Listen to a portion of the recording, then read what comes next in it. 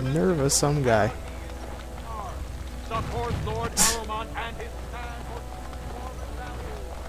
I like those town crier guys. News of the hour. Lord Ferelden in These guys are gonna attack us. Whatever, guys. We can't allow it. Why? That never used to happen to me. The reversed menu up there. It's weird. It's very weird. This fixed it last time. It doesn't seem to this time.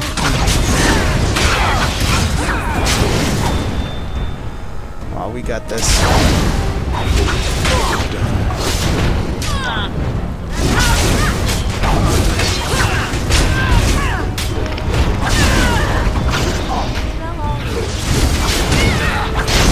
I seriously don't know why these guys bother attacking.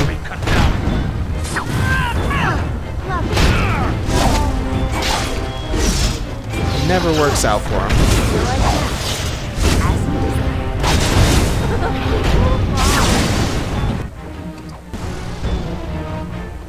So, I've won the battle. A close thing. Alright, looks good. The assembly hall, isn't it? Did I go by his house? I totally went by his house. Wait, isn't the guy I need in the assembly? I gotta check in on this. I might have to report to Balin directly. I don't know. Yeah, we do have to go back to the prince. So I totally went the wrong way. Not too far the wrong way. It's not totally the wrong way, but I went past where I needed to go for sure.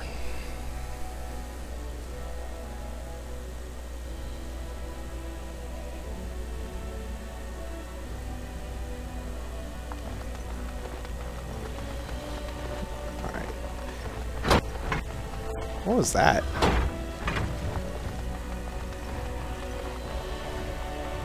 Where the hell am I going? I guess we went the wrong way. Yep, it's this way. No worries. Back on track. These guys just hang about. That's all they do. Well, you've simply outdone yourself. They're talking all over the city about how someone finally went through Dusttown and slaughtered the Carta like Genlocks.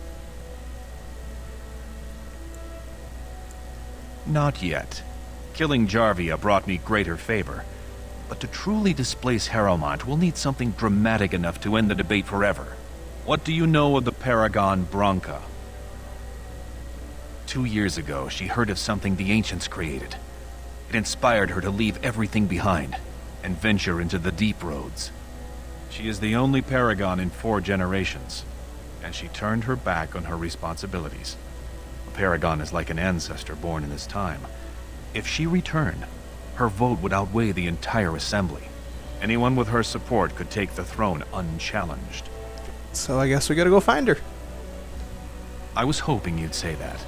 So far, my men have traced Branca to Caridin's Cross, an ancient crossroad lost to the Darkspawn 4 centuries ago. Her trail ends there. Perhaps with your Warden's expertise, you can find what my men could not. You have my thanks. Seek her in Caridin's Cross. I will try to delay the vote until you return. Alright, so we leveled up. Yeah, we leveled up. I'll deal with the level up when we get back to camp too. So I've been talking to a couple people, commenters, and and I went on the Dragon Age wiki as well. Basically, the conclusion that I've come to is the problems that I'm having with Sten is basically, like I said earlier, that I'm using Sten wrong. So I'm gonna restructure my party here. I think what I'm gonna do is drop Sten out, keep Shale in, and either Morgan or Wynn, depending on which one I need at the time, and probably Alistair sometimes and Leliana sometimes. Pretty much just leave Sten out of this because he's a two-handed guy. I didn't realize that his purpose was DPS instead of tanking, so I was trying to use him as a tank, and he's just not suited for that. So the Golem's going to be the tank from here on out, because much better, you know, suited for that, much higher constitution, defense, all that stuff. So we'll go with that, and then from there on out we'll just swap in extra people as needed. So I think I'll probably come right back here after I go to the camp and take care of the stuff on the deep roads and all that. And I have to go through the stupid hall of heroes. So I'll probably come right back here after I go swap out my inventory stuff, so we can go take care of the remaining quests here. I'd like to pretty much have Orzammar done entirely by the time we actually leave here, because then we'll have the dwarves on our side, and we already have... oh, I missed this one. We'll have the dwarves on our side, and we already have the mages, the magi, so we'll be halfway there. We just need the elves and what's going on here? That was weird. So I already have the elves, and I mean, we'll just have the elves and the thing in Redcliffe left to do. We'll pretty much be ready for the end of the game at that point. I have a question of religion. Let's see what they're saying. Oh, the stupid gossips stopped. That's an annoying thing that happens in this game. If somebody else starts talking around you, like any of the random NPCs in the world, it stops your companions from having their little companion banter, which is one of my favorite things about Dragon Age, is the companion banter. They did actually fix that in Dragon Age 2, where you could walk by people while they were talking and it wouldn't mess up the banter. Alright, so we should be able to... I think it just goes instantly, so we shouldn't have an incident getting there. Yep, we won't have an incident getting there.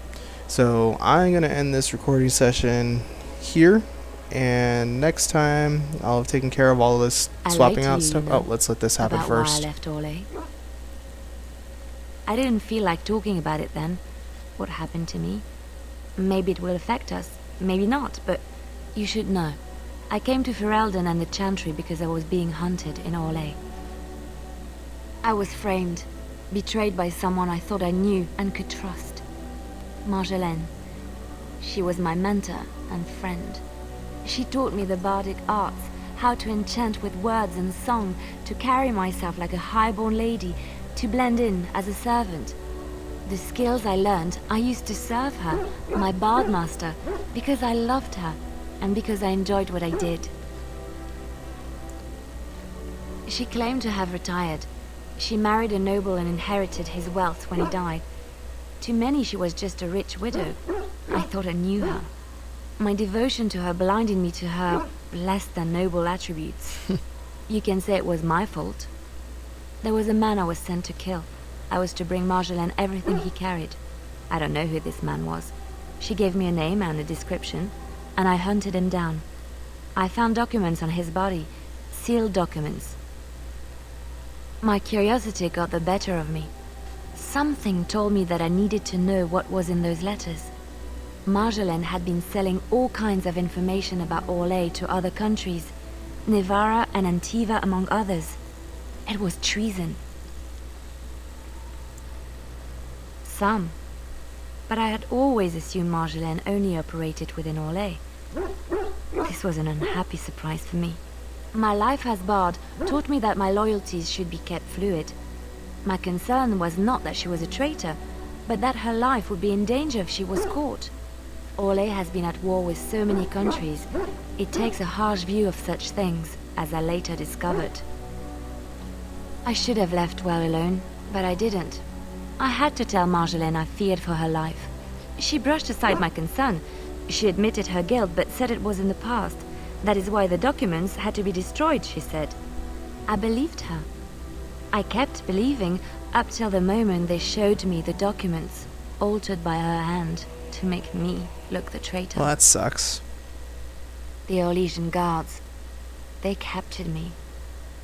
Did terrible things to make me confess and reveal my conspirators. It was a traitor's punishment I endured. And at the end of it, all that awaited me was eternity in an unmarked grave. The skills Marjolaine taught me were good for something at least. I broke free when I saw the opportunity. I did not seek Marjolaine out. If she thought I was coming for her, she would have me caught again. I was tempted to confront her. I was furious, betrayed. But what could I do against her? And so I fled to Ferelden, to the Chantry and the Maker. Ferelden protected my person, and the Maker saved my soul. And that is the reason I am here. The real reason. No more lies between us, at least in this. At least in this? What's that mean? It feels good to have this off my chest. Thank you for listening and understanding. Alright, cool. So, we'll have to deal with that at some point, too. I know that we're going to have to deal with a assassination attempt. But anyway, when we come back, we'll go ahead and have all that taken care of. We'll go back to Orzammar.